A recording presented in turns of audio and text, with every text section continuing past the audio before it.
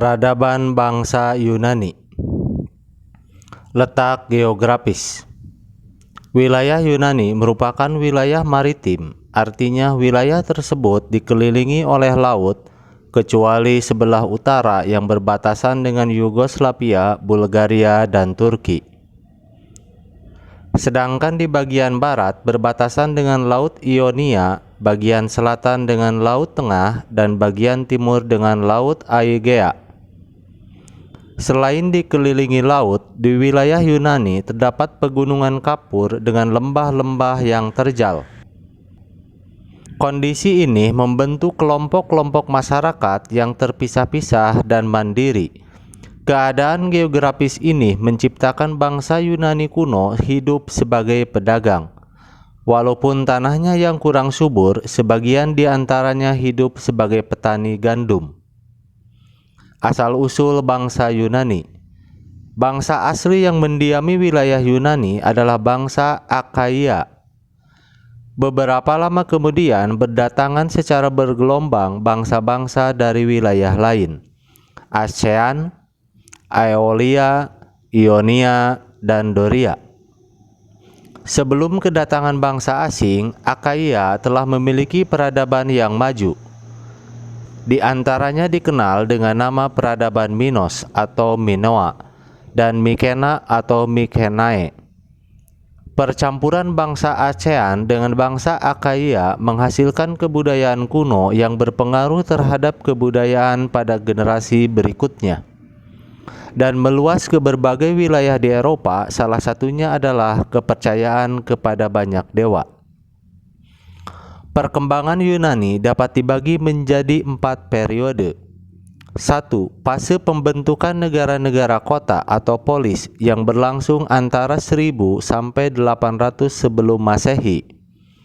2. Fase ekspansi negara-negara kota atau fase kolonisasi polis-polis Yunani.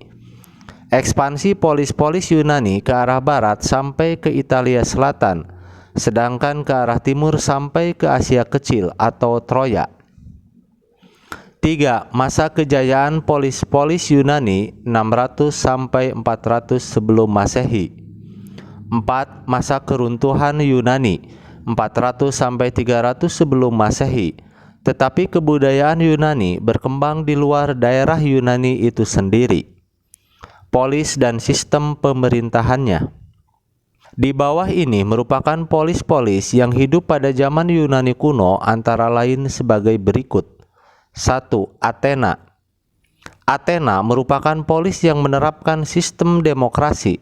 Sistem itu diperkenalkan oleh Solon 638 sebelum Masehi sampai 559 sebelum Masehi.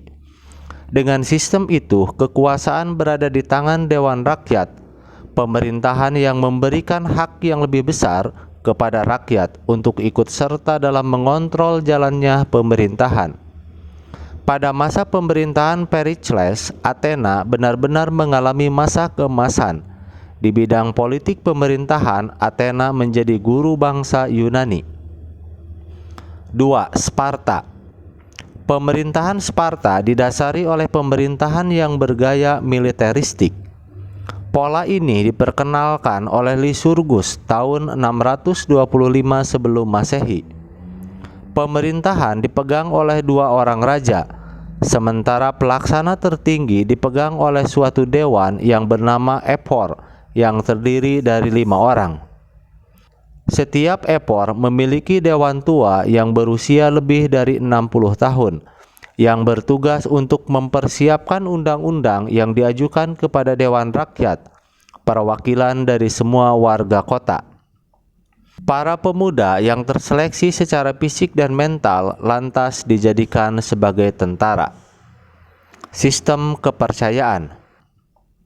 Orang Yunani menyembah banyak dewa, antara lain dewa Zeus, dewa tertinggi, beristri dewa Hera; Apollo, dewa seni dan ilmu pengetahuan; Pallas Athena, dewa kebijaksanaan; Ares, dewa perang; Aphrodite, dewa cinta dan kecantikan; Hermes, dewa perdagangan; serta Pluto dan Hades, dewa kematian yang tinggal di neraka dijaga anjing Cerberus. Untuk menghormati dewa Zeus, setiap 4 tahun diadakan festival dan permainan di kota Olympus. Festival di Olympus berkembang menjadi beragam pertandingan olahraga. Pesertanya berasal dari polis-polis Yunani yang kelak menjadi cikal bakal Olimpiade modern. Tokoh ilmu pengetahuan. Peradaban Yunani banyak menghasilkan para ilmuwan yang pemikirannya sangat berpengaruh pada kehidupan manusia hingga dewasa ini. Herodotus, ahli sejarah Yunani yang mengungkap sejarah Mesir kuno dan menyatakannya sebagai hadiah Sungai Nil.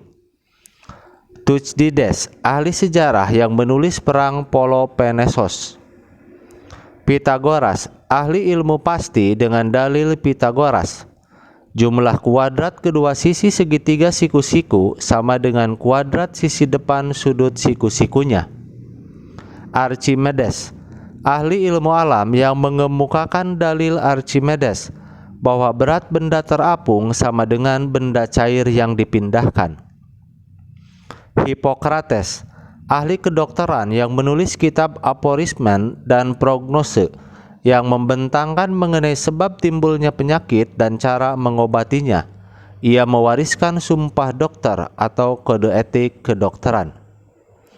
Homeros, ahli sastra kuno dengan hasil karya Ilias dan Odyssey, menceritakan kehidupan rakyat sehubungan dengan agama asli dan tahayul. Tokoh filsafat.